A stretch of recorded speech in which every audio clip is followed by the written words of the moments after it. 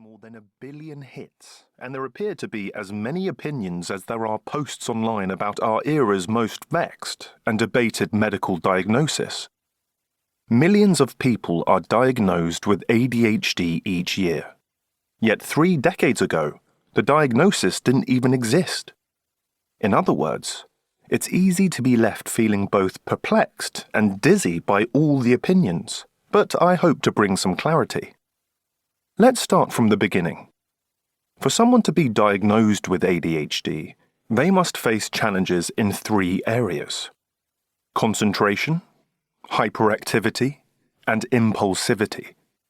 The disadvantages of ADHD may include struggling with maintaining concentration, finishing tasks, following instructions, listening to others, organizing and planning, sitting still. Their legs may shake and they may fiddle with things, motor activity, waiting one's turn, being impatient, staying calm. Instead, they are restless and always on, like an engine that's always running, feeling constantly understimulated. Do you feel like this describes you or someone you know? If so, that's not surprising. We all have these traits to some extent and fall somewhere on the ADHD scale. Some of us have a lot of these traits and are thus higher on the scale, like me. Others scarcely have them at all and will be lower on the scale. A small percentage have such pronounced traits and, more importantly, experience such significant difficulties as a result of them that it's justified to diagnose them with ADHD and administer treatment. Think back to the list we just ran through. It's not surprising that everything on it presents challenges. For a psychiatric diagnosis to even be considered, the symptoms must cause problems. This doesn't mean that ADHD only causes problems, however. There is, in fact, another list of positive traits that are much too rarely discussed.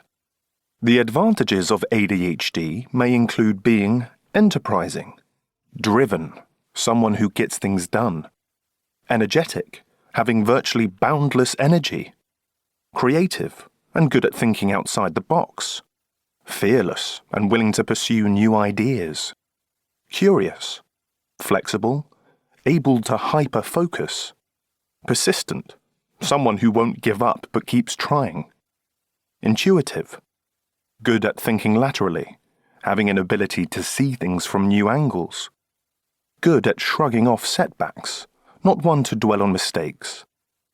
This book is about the positive traits, that is, the advantages. But why is there a need for such a book? Hasn't enough been written about ADHD already? I think that the more we emphasize the problems and forget the positive aspects, the greater the risk is that we will create new problems for those with ADHD. By new problems, I mean low self-esteem and a feeling that many of the doors in life are closed to you, that there are things you can't do. If, on the other hand, we emphasize the advantages, I think we can achieve the opposite result: improved self-esteem and a sense that many doors are open. Because having ADHD means having a different and unique toolbox that you must learn to use. At the same time, I want to stress that the list of positive traits is a rough generalization, and not everyone with ADHD possesses all of them, in the same way that not everyone struggles with everything on the list of difficulties. Yet there is no doubt that these positive traits are more common among those with ADHD than in the population at large. It's worth noting that ADHD is a wide grey area. Surely I have ADHD, don't I? The 23-year-old sitting in front of me at my clinic looks almost imploringly at me. It's evident that he expected to leave here with an ADHD diagnosis after the assessment he has just undergone. He struggles to hide his disappointment.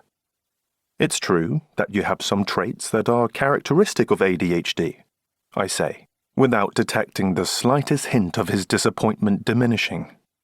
In fact, we all have traits of ADHD and fall somewhere along an ADHD spectrum.